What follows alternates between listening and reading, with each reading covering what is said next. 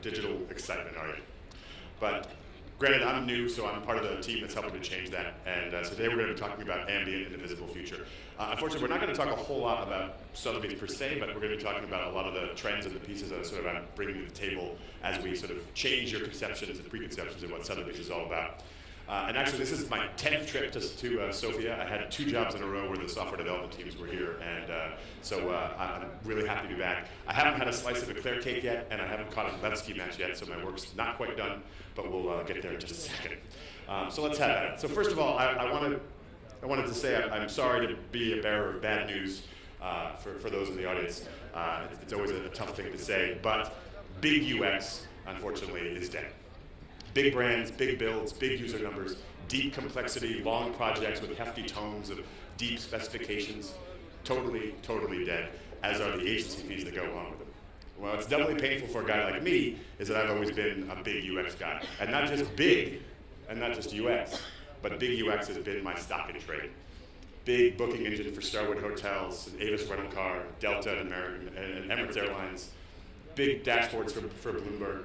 This has been my livelihood for 20 years. And unfortunately, those days are all over. I'm 2 decades into a career, and I might as well just be a dinosaur. A tall dinosaur, and a UX dinosaur, so I'm actually a wireframe dinosaur. Okay, so that's a bit of an oversimplification. Big UX isn't dead. It's just mostly dead, and miraculously still alive, and no one knows exactly why. Right, John? So the Lord Commander knows that there's always going to be a market for some kind of big UX. Giant financial services, the White Walkers of all world, are always going to need people to make sense of sort of the super complex systems that their operations require. Same goes for enterprise and B2B markets, but we're here to talk about what's next, what's in the consumer market, and what's the future. And we're here to sort of move the needle in consumer markets and figure out really what we want to do next. And when it comes to big UX, it's actually big data that should win out every time. And as well it should. Why should an airline or a hospitality company or an e-tailer or more importantly a startup spend 6 months to a year to 2 years on that big UX route, perfecting an experience design first on paper and then in code, when they can instead launch pieces and parts almost immediately and then lean on actual user data to help guide them towards not just an MVP, but the final product. And now I'm hungry. I didn't get any lunch in yet.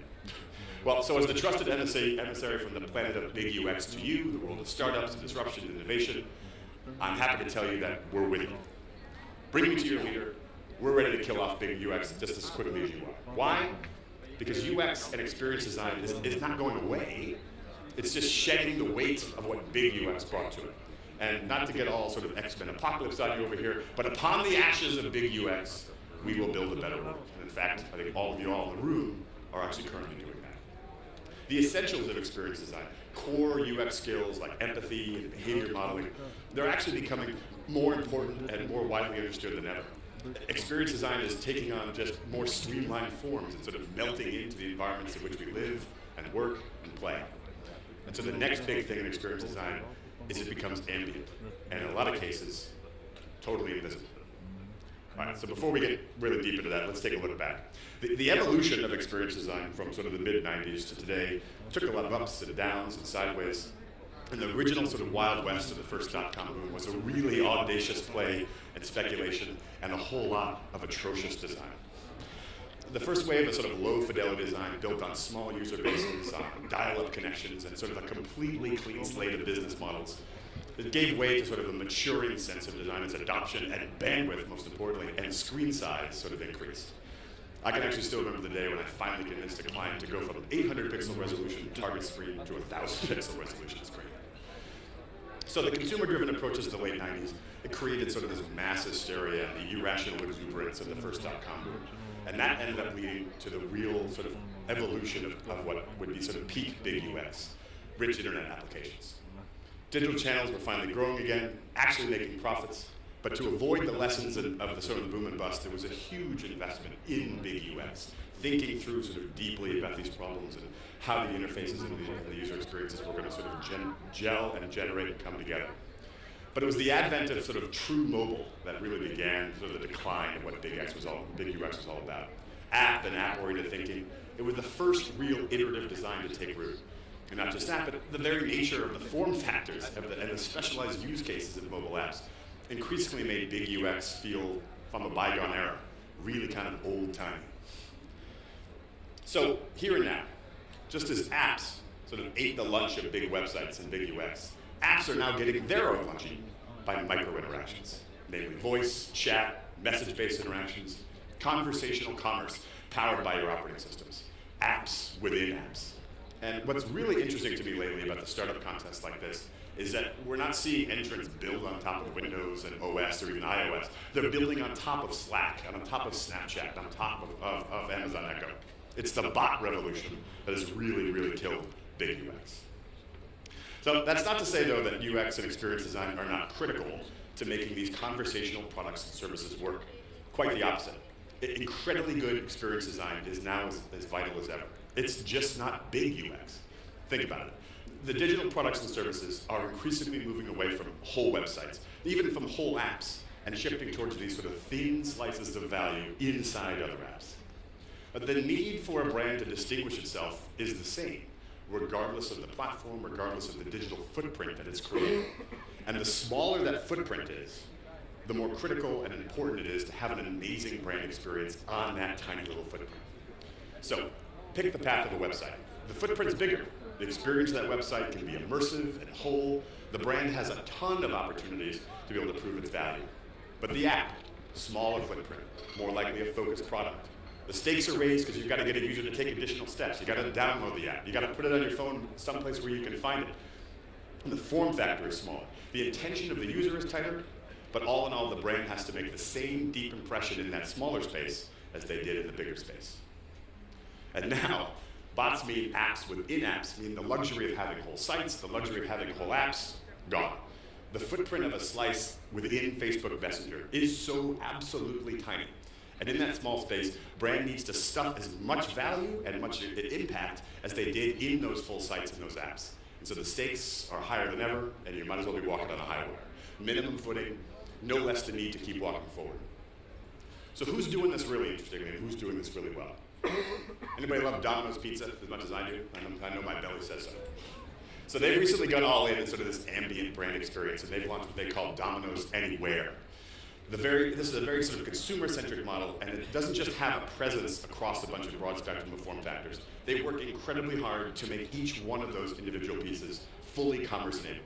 Of course, they start with their own app, which actually automatically orders your pizza within 20 seconds unless you close it. That's something I like to see at Sotheby's. Yes, I'll bet $1 million. Yes, I'll bet $1 million. How about eating pizza with your hand, but you order it from your wrist? How about the perfect game day context as you're watching Lesky on your TV? How about voice ordering through Echo? How about hashtag get in my belly? Does anybody know what the emoji is for extra cheese? Anybody? So from larger footprint opportunities like an app through smaller ones like watching TV or watch contexts, slices of apps via voices or tweets or text, Domino's delivers, and not just really hot pizza. The smaller the moment, the harder they're working to engage their users, and really the higher degree of surprise and delight and loyalty they're engendering with their customer base. So that's the fluid dynamics of experience design. It works out to a pretty simple equation, and it's very humbly named. So the potential brand impact of any one individual experience moment is inversely related to the digital footprint of that moment. Easy peasy. All you have to do is just go next to it. So looking ahead to more of the next sort of big things, the size of these moments, these micro interactions, well, they're only getting smaller. They're nearly going to vanish into our everyday lives. So the questions for global companies and startups more specifically is how do you create unique brand value when you're ambient and invisible in your consumer's world? If the footprint in that moment is getting smaller and smaller, even invisibly small, then what do you do? Unfortunately, the upside for getting it right is incredibly strong brand impact. So, with that in mind, there is sort of a next big thing that's been turning around for a while, but it hasn't really lived up to the hype. And I think it has a lot to do with the fact that the players in that next big space haven't really delivered the great value that is necessary for those small interactions to happen. And that's the Internet of Things, and more specifically, the smart home. The Internet of Things is a name, it's a bit of a misnomer. These things are everyday life. They don't just need to be smart, they need to be smart in an everyday way. Mood lighting, neat, but really useful? Not exactly. Getting better tools to help me parent my kids, now that would be very, very useful information. So first, I want you to meet my son Wyatt. He's 15 months old, and he eats like a horse. And he craps like one too. So I really should have bought the stock and Pampers before he was born. College fund would have been taken care of all by itself. And of course, my wife and I have the perfect nursery set up to tend to his needs. But who am I kidding? 2 working parents, 2 kids. Our nursery is a little bit messier than that. So hopefully I'm going to get a little optimization to help me in my everyday life. And the gear you constantly need, diapers, diaper cream, wipes, diaper pail bags, deodorant. You know, the first internet wave made getting a package of these goods really, really easy. Order it all on Amazon. Boom, you're done. Wave 2, Amazon Prime, optimized it, gave it to me for free shipping. Where we are today, sort of wave 2.5, it's as simple as a push of a button. Amazon Dash is a really interesting product. You can make single order purchases incredibly easy. Just pop it and it orders. But do I really want to stick 5, 8, 10 dashes around my kid's nursery just in case they get it? So I think you can actually make it even easier and make it invisible. Back to the baby changing items. Pop quiz. Which of these items is the easiest to capture rich data about all the others?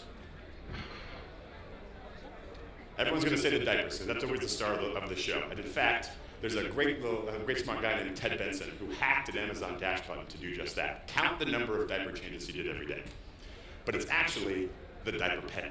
Why? Because you open and close that lid every time you change a diaper, or at least you should, or otherwise your house is not going to have the most aromatic smell. So it's an easy to recognize toggle switch. Open, close. It's a proxy for the whole diaper changing ritual and performed naturally within the process of that ritual.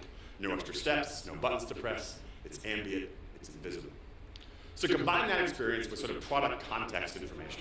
Machine learning that can take the number of diaper pail moments, register that against the number of times I've ordered baby cream, figure out the burn rate of how long it took me to use that piece, and then automate the ordering and the delivery of those pieces. And then suddenly, the actual act of opening and closing a diaper pail can direct and automate the entire purchase cycle of baby care.